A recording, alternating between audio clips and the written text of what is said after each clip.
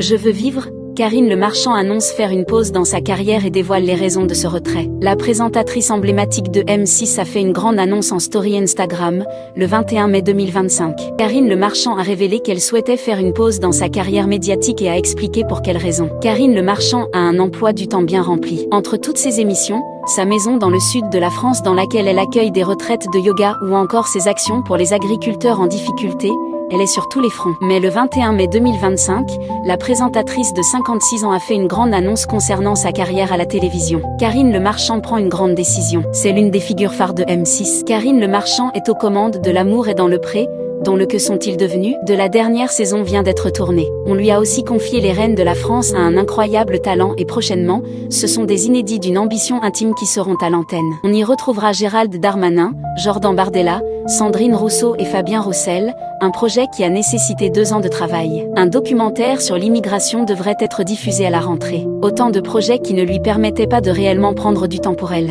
Mais ça, c'était avant. Cette année, j'ai quand même 35 primes. Avec L'amour est dans le pré, la France a un incroyable talent, les documentaires. Je pense que je vais être bien exposée. Donc j'ai dit, je fais une pause. Je veux vivre.